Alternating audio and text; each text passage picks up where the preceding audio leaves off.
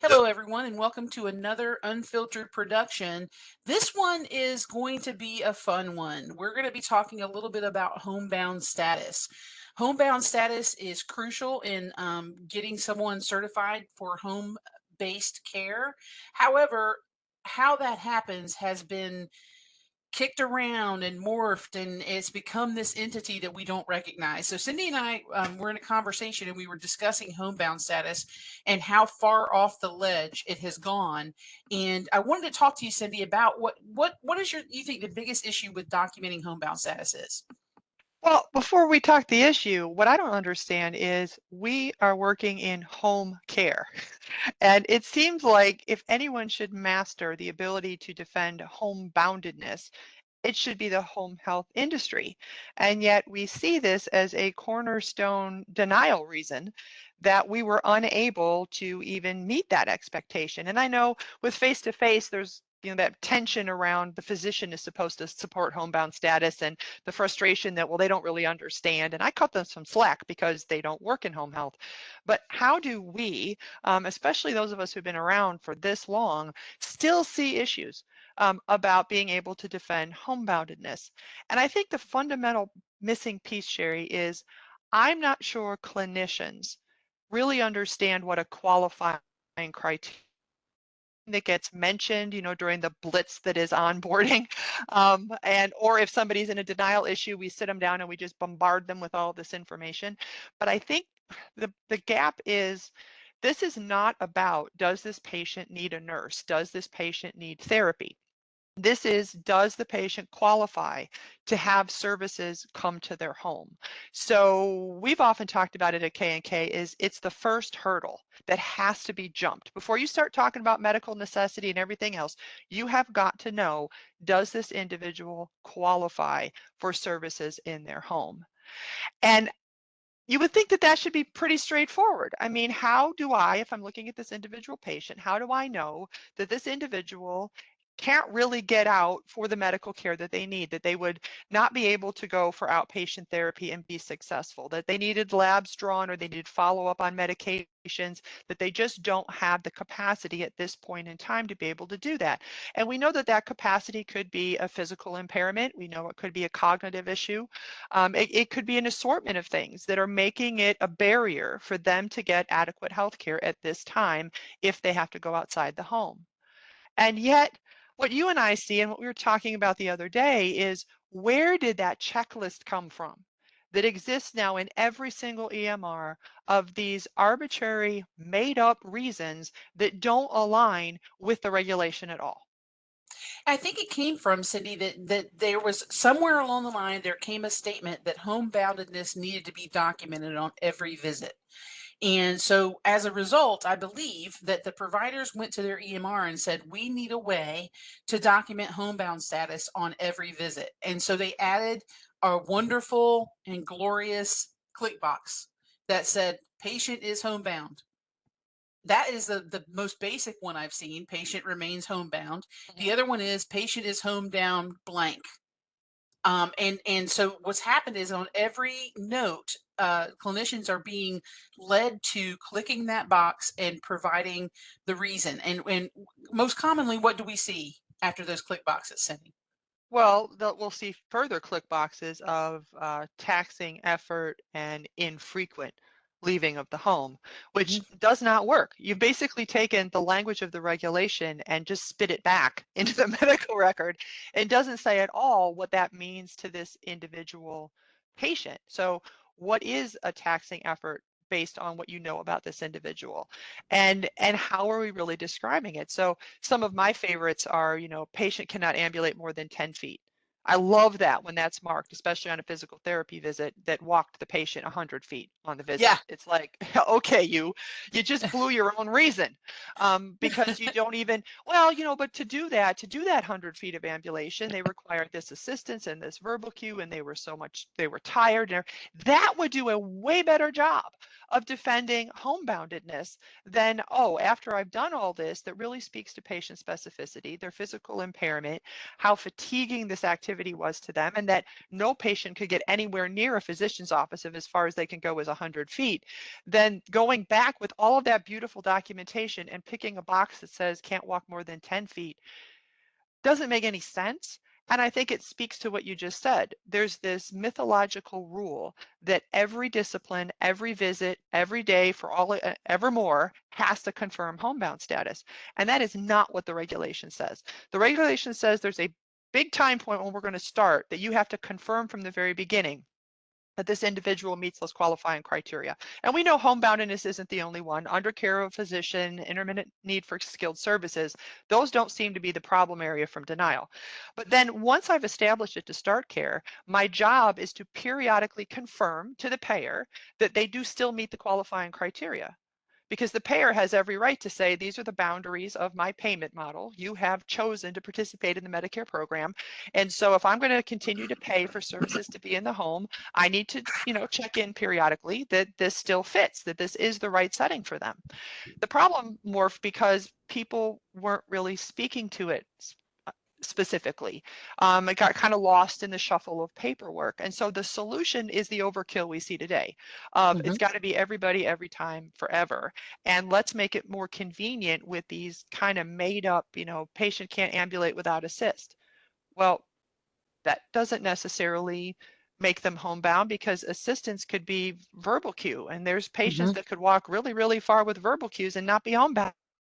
So it's how do we peel that back and say, I believe that the clinician is disengaged from that element, that it's now okay, I just check a box, and as long as these boxes are checked, it gets through QA, and nobody comes after me until the dreaded ADR shows up, or we end up in a TP&E, and suddenly, oh my gosh, we can't defend homeboundedness.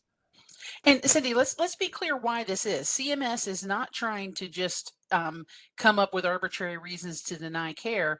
The reason why they need to know that the home is the best place for this care is because Part A home health, which pays Part A benefit, which pays for home health, pays 100% of the care if they are considered homebound. If they are not, then they only pay 80%. If they can go to an outpatient clinic, if outpatient can come to them in their home, that saves the Medicare program 20%. So that's why they police that issue to make sure that this person is of the acuity that home is the only place that they can safely receive care. There is a distinct reason for that, and it's not just being nitpicky by the reimbursement model that CMS has. And I want to be really clear. We have to have enough meat in our daily documentation that indicates that this person still qualifies for homebound, right, Cindy? You can't just not. It's not that Correct. you have to click the box. You have to document in such a way that paints the picture of your patient that shows that that patient needs to be in the home. Can you Well, give and us that, an oh, example go of ahead. that? Well, I think back to the issue of clinician engagement, because we've been led to believe as a clinician, as long as I check the box, that's what you expect of me, as Right. opposed to well-written documentation that by its very existence would confirm homeboundedness. I think the obvious example is therapy documentation. And remember, it isn't every visit every time. So the patient is actively receiving PT, OT only, whatever. Well-written therapy documentation should be speaking to what we just talked about. What are those impairments? Okay, they walked X number of feet. We know that there's not a magic number for homeboundedness. We got to stop with this. 150 feet's fine. 151, they burst into flame. That is not a true statement. Research clearly indicates that minimal distances to be a functional community ambulator are at least 1,000 feet. So we got to stop with 150 feet business. But if I'm talking about the gait impairments, how they felt afterwards, whether they have, more pain, did they have, dyspnea issues, what's their aerobic capacity issue, hand in hand with, what did it take to do their self-care? Because if they're wiped after their self-care, if they're going to go out and get medical attention, the example I like to use is this, Sherry. So let's think about, again, staying in the therapy lane for a moment. If this patient had to go to outpatient therapy, we're going to say, I think they can go. They have to get up, get dressed, to get themselves something to eat. Then they have to be transported to the outpatient therapy. Now, once there, they're going to be participating in 1 up to 3 hours of therapy, depending how many disciplines are ordered, come back home and still be a functional human being. Right. How many of our patients, by the time you work on an ADL, are like, I'm done. That's it. I'm going to have to sit here and rest. That confirms that their ability to then get up and go to a doctor's appointment could be challenging. How many times Mhm. do patients refuse visits on days that they've gone to the doctor because they're too tired? It was so much effort. It was so, and it's like, if we wrote that stuff down, that confirms homeboundedness way better than the checkbox. But I think if we're not having our clinicians understand that responsibility of, I'm not saying write more and say you are homebound, because we're going to make everything harder, but think about, how do you know as an individual clinician that this person just does not have the bandwidth right now to go off to the doctor's appointment? They just don't.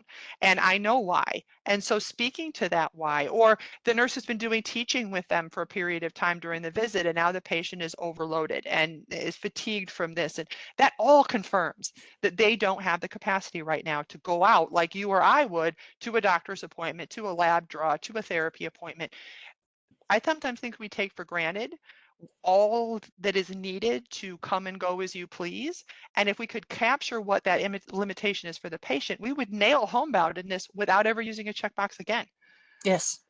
That would be ideal, right? And so we also need to think about some of the medical reasons why they might be homebound. Hmm. Maybe they are at a high risk of infection. Maybe they have a non-healing wound that if it gets if it's in any way stressed would not heal. Maybe it's a side effect of a new medication. Many of the cardiac medications, for example, one of the side effects as you're beginning them can be shortness of breath, fatigue, and dizziness. And those kinds of symptoms by themselves would indicate that it's not safe for someone to be out in the community by themselves, on independent in the community. And so that would justify the home as the place of care. I think that we need to make those statements versus the constant replaying of what the animals did in the home. Maybe replace that sentence with why that person needs to receive that care in home. So I hope that folks have enjoyed this podcast and enjoyed that we rant on this a bit because it really is a very simple piece of our documentation that has been made infinitely harder by some of the assumptions from the reviewers. Cindy, did you have anything else to add before we finish? The only piece I would add is we saw an uptick in those not physical impairment reasons with COVID. If we're saying it's a physician restriction, keeping them to the home, we need to make sure there's documentation for that, because I totally agree. You Yes. had great examples about side effects of medication. All of that are great. But if we're going into the realm of the physician is limiting them, we have to have an order.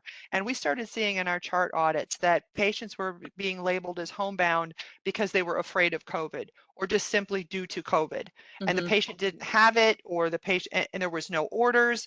That you have to be careful with, because if you're saying they've basically been remanded to the home by the physician, we have to have orders that specifically state that. Right. And also homebound doesn't mean that they're going to stay at home. There are places that they can go, but we just need to document what happens to them when they go out for those short periods of time, i.e., to the hairdresser, to a religious service, or to a special family celebration. How much assistance was required for them to get out? What did they feel like when they got back home? Those type of descriptive statements need to be kind of throughout our documentation so that we can justify them still being in the home. Well, Cindy, and I would add, just because you hit on the classic examples, but there is no destination tied to right. their absences from the home. So this, it's okay to go to church, but it's not okay to go to the grocery store, is again an arbitrary layer we've added. It is not about where they went. It was how frequently do they go and how much effort did that take? And when they come back and they're exhausted from going out to eat with a family member, it doesn't mean, oh my gosh, they went out to eat, we have to put this down and they're not homebound. But the impact of that reinforces why they don't have the capacity to come and go as they please. I appreciate your candor in this, Cindy, and I hope that the folks that are listening have appreciated the candor. If you have any other questions, please reach out to us at our website, valuebeyondthevisit.com, and or subscribe to our YouTube channel. We upload these podcasts to our YouTube channel along with some other free education and free information. So, and if you subscribe, you get notified when we post something. So, looking forward to feedback on this and any questions that might result from this. And Cindy, thank you again. And I'm sure we'll be back very soon with another topic that we can rant on. Very soon. All right. Have a good day, everyone. Be safe. Bye bye.